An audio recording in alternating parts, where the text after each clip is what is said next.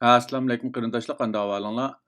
Men Amerikadan doktor Mehmet deyman. Men bugun erlik jinsiy ojizlik degan temada qisqacha bir leksiya so'zlab o'tmoqchi.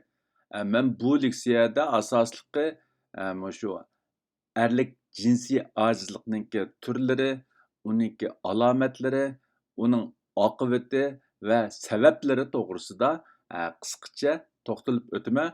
Tövəndə diqqətinizlər leksiyanın təfsilatında bolsun. Undaqda erlik jinsiy ojizlik degan nima?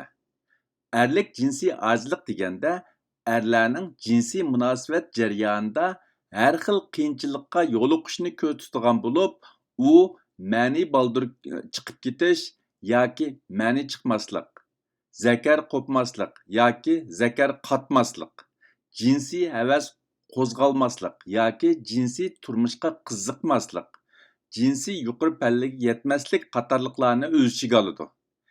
Erlik jinsiy ojizlik o'xshimga yoshdagi erlarning hammasida ko'riladigan bo'lsa-mu, ammo yashangan erlarda ko'p uchraydi. Erlik jinsiy ojizlik bilan erlik tug'maslik farqli bo'lib, erlik jinsiy ojizlik bor erlar tug'mas bo'lishi mumkin. Ammo tug'mas erlarning hammasida jinsiy ojizlik bo'lishi notayin. Erlik jinsiy ojizlikning turlari.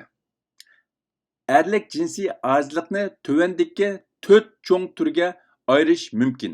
Birinchisi jinsiy munosabatga qiziqishdagi binormallik, ya'ni jinsiy havasning kamchil bo'lishi yoki jinsiy munosabatga qiziqmaslik.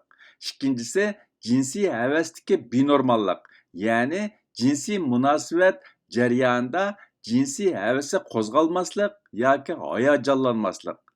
Zakar qatmaslik yoki zakar qo'pmaslik. Uchinchisi yuqori pallaga yetishdagi binormallik, ya'ni yuqori pallaga yetolmaslik yoki ma'ni baldur chiqib ketish, ma'ni chiqmaslik. To'rtinchisi og'rish va binormallik, ya'ni jinsiy munosabat jarayonida og'riq yoki bearomlik his qilish.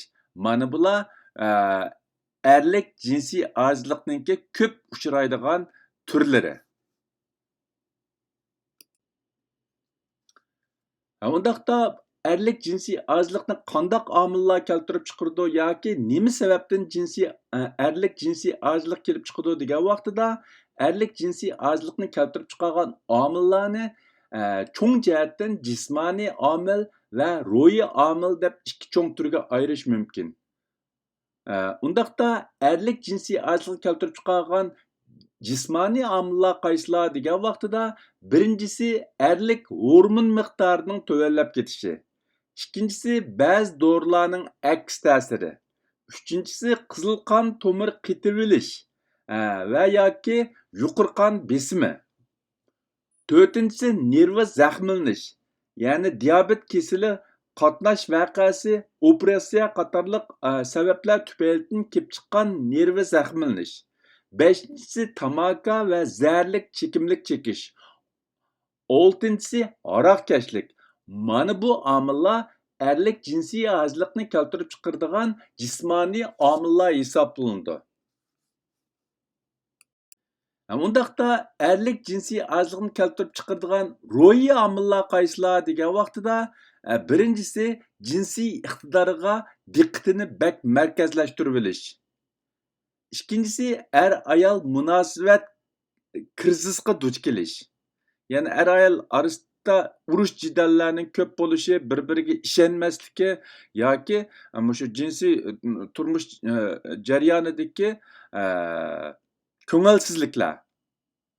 Uchinchisi tushkunlik, o'ziga bo'lgan ishonchi to'van bo'lish va gunohkorlik tuyg'usi. To'rtinchisi o'tmishdagi jinsiy zaxmlanishning ta'siri. Beshinchisi o'tmishdagi jinsiy mag'lubiyat va jiddiylashish. Oltinchisi xizmat va turmush bisimlari va tashvishlanish. Mana bular erlarda jinsiy ojizlik keltirib chiqaradigan ruhiy omillar. Undaqda erlik jinsiy ojizlikniki konkret ifodalari qandaq bo'ldi degan vaqtida erlarning jinsiy iqtidori ojizligida eng ko'p uchraydigan masalalar ma'ni, zakar va jinsiy havas masalasi bo'lib, ularning konkret ifodalari tovandigicha. Birinchisi ma'ni baldur chiqib ketish. Ikkinchisi ma'ni chiqmaslik yoki ma'ni kechikib chiqish. Üçüncüsü ma'ni dovsi ichiga chiqish, ya'ni ta'tir ma'ni chiqarish. To'rtinchisi zakar qatmaslik yoki zakar tiz bo'shab ketish. Beshinchisi jinsiy havasi tuvan bo'lish yoki jinsiy havasi qo'zg'almaslik. Mana bular erlarning jinsiy ojizligining konkret ifodalari. Albatta, buningdan boshqa yana ba'zi erlarda konkret boshqa sabablar, konkret boshqa ifodalar bo'lishi mumkin, lekin bular mushu erlik jinsiy ojizlikda ko'p uchraydigan konkret ifodalar.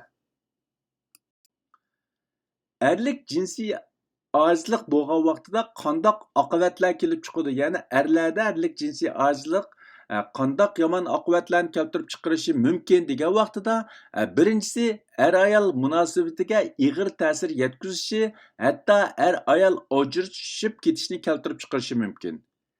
Ikkinchisi farzandlik bo'lmasligi mumkin. Uchinchisi erning g'ururi, iftixori va o'ziga bo'lgan ishonchisiga ig'ir salbiy ta'sir yetkazib, tushkunlashishni paydo qilishi mumkin. To'rtinchisi o'zini kamsitishni va oson xuduklanishni keltirib chiqarishi mumkin. Beshinchisi jamoatni yiroqlashishni keltirib chiqarishi mumkin. Erlik jinsiy ojizlikni bartaraf qilish. Ya'ni agar erlarda jinsiy ojizlik bo'lsa, uni qandoq bartaraf qilish kerak degan vaqtida erlik jinsiy ojizlikni keltirib chiqargan jismoniy va ruhiy sabablarni tepib chiqib, ularga qarata bartaraf qilish va davolash ilib berish kerak.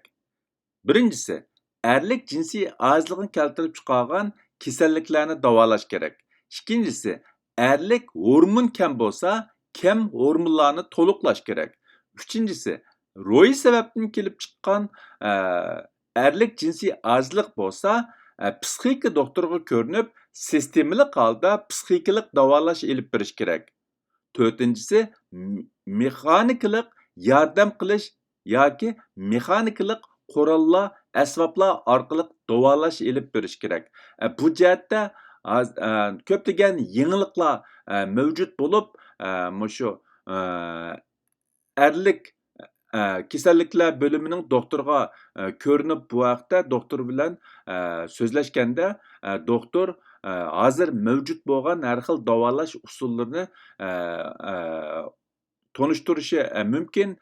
Shuningga qarab mushu eng muvofiq davolash usullarini qabul qilsa bo'ladi. Erlik jinsiy ojizlik to'g'risidagi bu qisqa leksiyani mishada oxirlashtirmoqchi. Hammanglarning diqqat berganinglarga ko'pdan ko'p rahmat. Xayr xo'sh, ko'rishcha omon bo'linglar.